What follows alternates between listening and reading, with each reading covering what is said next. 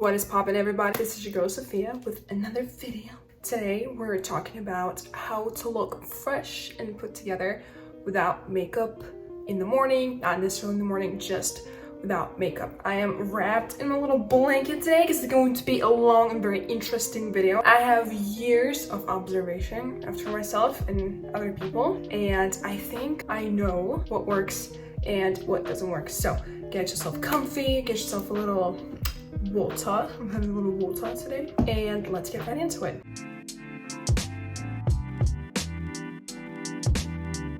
Oh, actually, I do want to say one thing.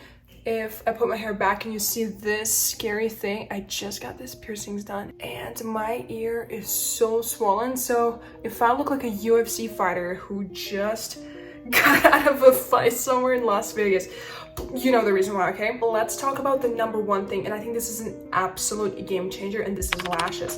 I cannot stress this enough. This part of your face, this like kind of like upper third, is the very first thing that people look at. People like don't necessarily look at your neck first, they don't necessarily look at your hands first, they look at this part first. And do a little social experiment on yourself and just like kind of like when you look at people, what are the first things that you're noticing? Like what type of people attract your attention?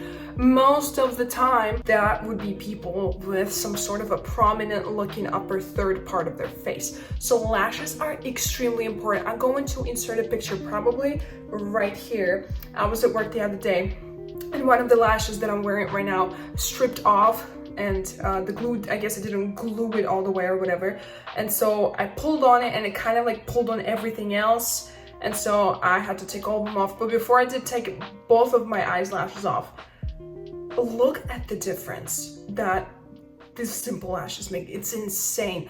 The lashes make a world of difference. So here's what I'm doing so that you wake up, you don't need no makeup for you to look good, for your upper part, upper third of your face looking on flick. Do people still say that? I don't care, I will say that. But so the lashes that I'm wearing on right now, those are actually the same lashes that you see on the picture, but I'm using this thing called Blinkify. So that's what they look like. Those are just like the lashes that I'm using. This is actually my second box of these lashes.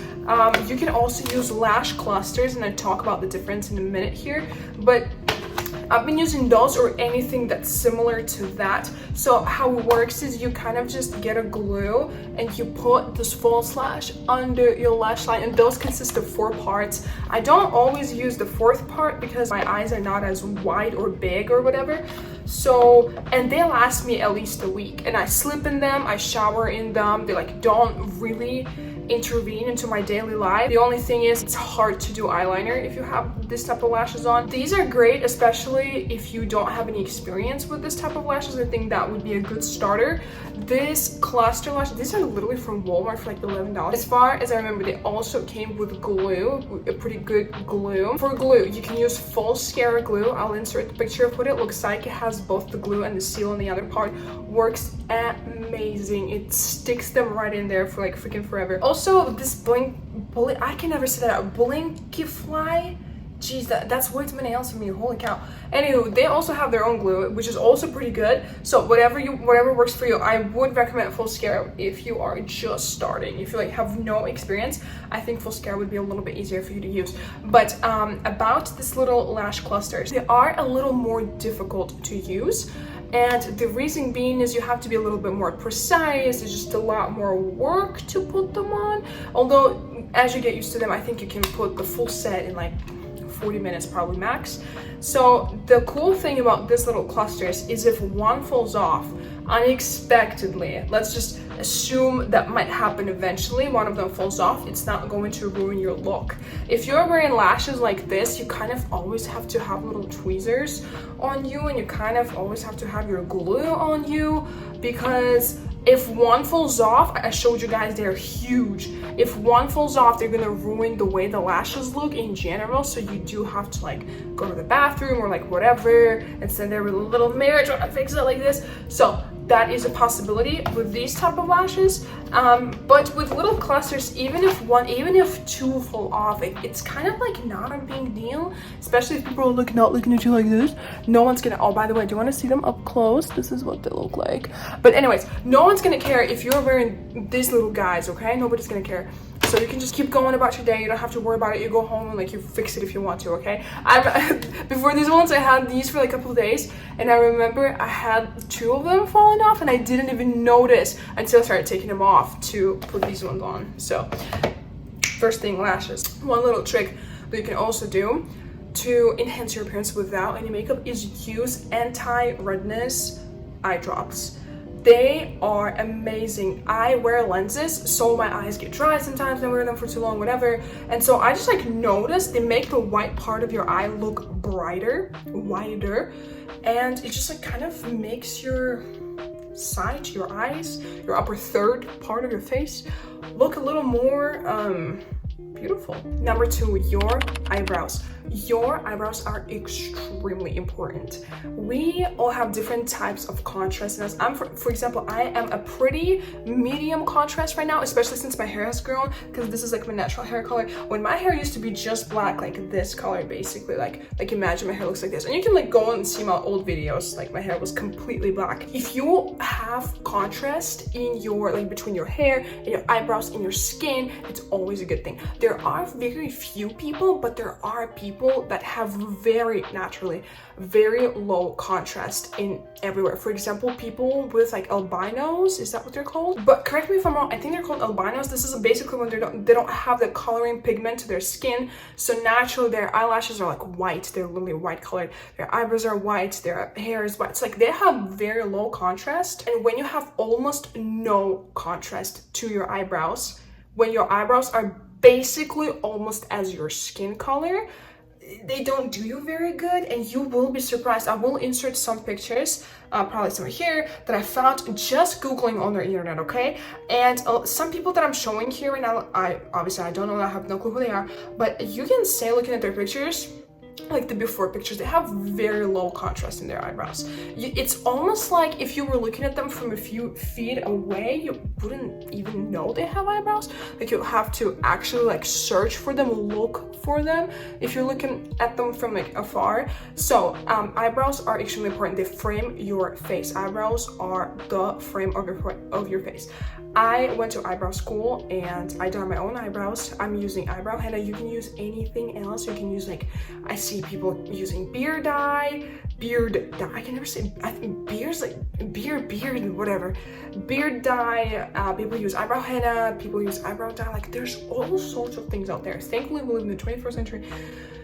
There's all sorts of things out there that you can try on your eyebrows. So just by creating contrast on your face, using your eyebrows, eyebrow tint, something like this makes you look instantly better, and you don't have to put any makeup on. If you're doing some sort of like a permanent makeup, is that what it's called? Thing like basically like you get your eyebrows like tatted. I don't know what it's called. I have no clue. I've never done that in my life. My mom did, but I never have because I just dyed my eyebrows. But you can have that last you for years. And you don't have to put, like, you don't put makeup on and you still have that contrast that makes your face look better. And again, we're talking about upper third in this 2 points in the first 2 pieces of advice. I want to insert a picture of this actress real quick. I genuinely think she's like one of the most beautiful women I've ever seen in my life. She's the most naturally beautiful woman I've ever seen in my life. Her eyebrows, she's like a pretty like medium to low contrast person. She's a very soft undertone, or whatever you want to call it. She's like a very, I think, cool tone, a very soft, cool tone, but she still has that like contrast. And as long as you have even like the lightest contrast in between like your skin and your eyebrows and your hair, it's great. You can try playing with it and seeing if creating deeper contrast makes you look even better. You're more than welcome. But if you have anything, oh, by the way, here's the picture of my other favorite actress that has very high contrasting eyebrows to her skin, to her hair, and that looks incredible. It makes her upper third part of the face stand out instantly. So again, eyebrows are so important. Make sure that you have at least some sort of contrast, and that way you can look beautiful with no makeup on your eyebrows, or for that matter, like upper face or anywhere, I don't know. And the last thing I want to mention about this whole eyebrow situation is if you need to pluck your eyebrows out, please do this. I'm not saying you have to do it. Of course, it's always up to you whether you want to touch anything on your face. If you want to intervene into your whatever the heck it is, it's of course up to you. But just upkeeping your eyebrow shape and like not letting random hairs intervene and mess with the type of art you're trying to create, or the type of eyebrow shape that you're trying to create, you can do that. Also, I do it like once a week, once in 2 weeks sometimes. And again, don't have to put no makeup on, but I know that my eyebrows are going to be looking really good. Number three is your skin. And I am not an expert in this whatsoever. I have very oily, acne-prone skin. I have visible pores on my face. I have redness. I have like, what are they called? Scars, whatever. Like, I have all sorts of stuff happening on my face, okay? So I'm not coming here out of like, you have to have perfect skin. No, you don't. Because I don't. And there's like not much that I can do. I'm trying, but here's the thing, and again, as a person with very problematic skin that is so freaking sensitive and it's so hard to take care of, here's what I've learned about how to look better without makeup on. First of all, the worst thing that ruins your no makeup look is discoloration in your face. Discoloration in your face makes you look older, especially if it's like some pigmented spots, or like, what are they called, like pigment spots? I don't know, like pigmentation, right? Like if that's the thing, acne scars, which is my problem, for example, for instance, I can have times when I do not have any active like inflammation going on in my face, but I do have like little red dots, and they drive me nuts, okay? They drive me absolute bonkers. And I think this is the thing that makes us look the worst, is when, especially, it's like such a little thing. It's like a canvas where we're drawing our skin, our faces, right? And when like everything else looks pretty and put together, and there's just like one thing throws everything off. And I hate this, and I'm struggling with this, but there are things that we can do, okay? For example, if you do not want to apply makeup, right? If that's not your thing, if you just like set yourself, you're just like, nope, no makeup, something that's not makeup, but it makes me look better, I would go for Cicapair by Dr. Jart. This is a little tiny, freaking expensive, but I think it's pretty good. This jar of green stuff, and you basically put it on your face, and I don't know if it has SPF, I don't know, but naturally, like even in any makeup school they will teach you this, but some colors, they kind of like outdo the others. And if you have a lot of redness on your face, green is something that actually help. I know for some people, especially those who are like new to any beauty stuff or makeup, you probably don't know about this, but for example, if you have purple under eyes, a makeup artist will put something that's orange, because orange is on the opposite side on like this color wheel from purple, and it's a similar thing with your redness. If you want something to outdo the redness on your face, you would use something green, like a green concealer. But again, since we're not talking about makeup, you can use the Cicapair by Dr. Jart. I used it, I think it's pretty cool. Another thing that you can use is a tinted moisturizer.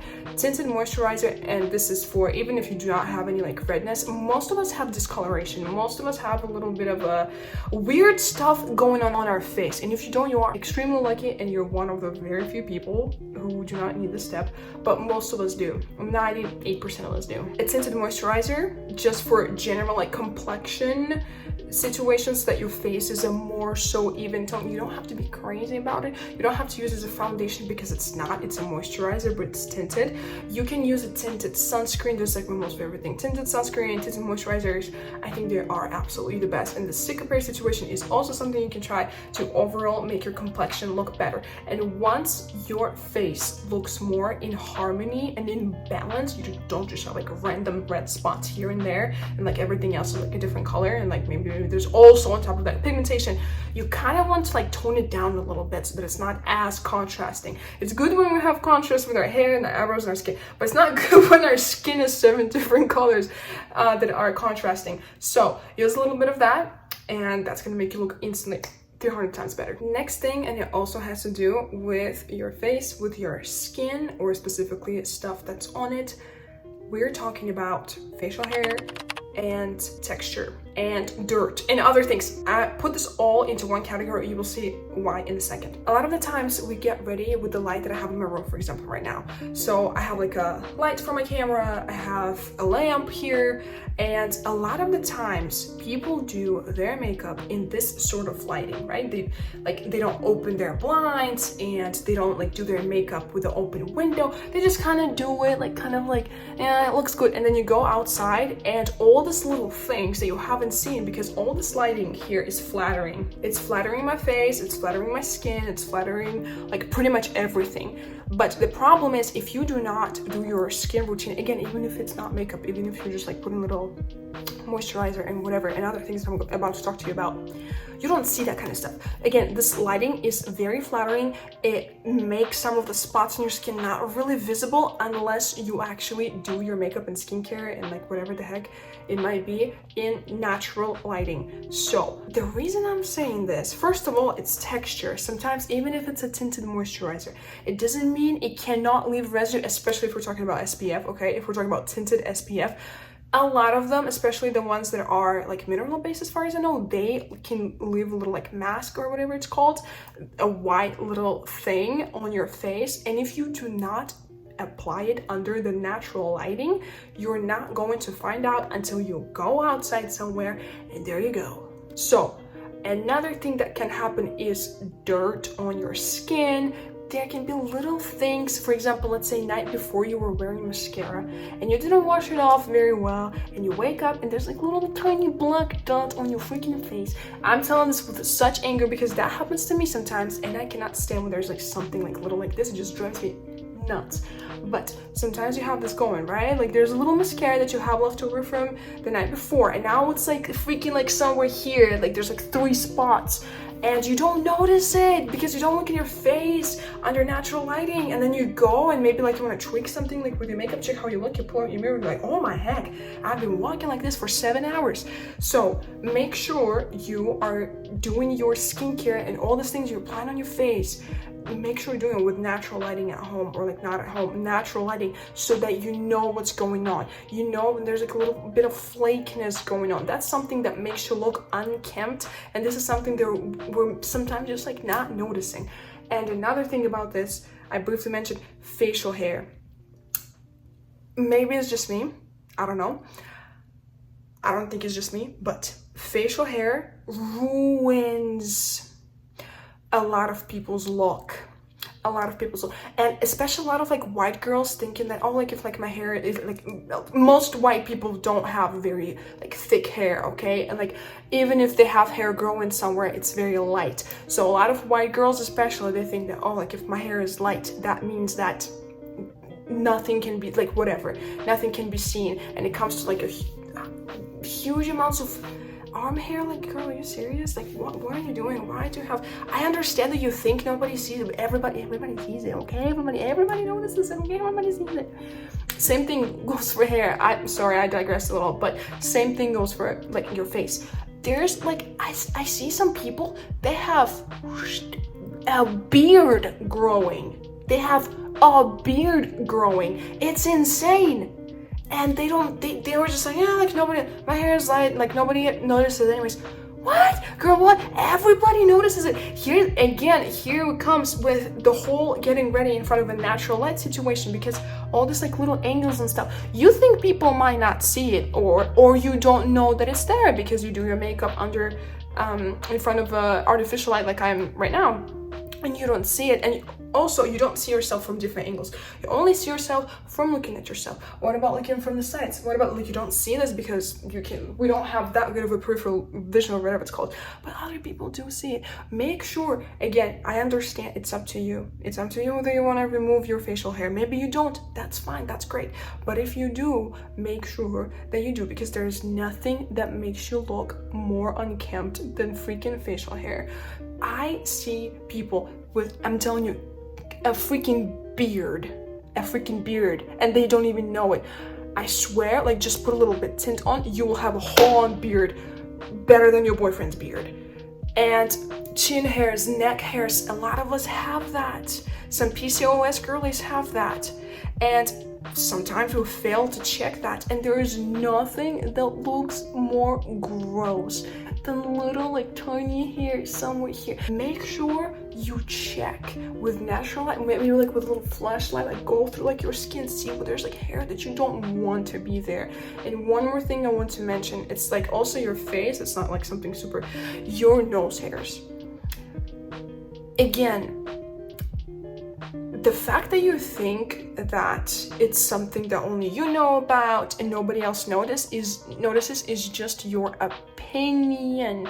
And your opinion a lot of the times is distorted from reality, because reality is people do notice, people do see it, but they're just not gonna tell you.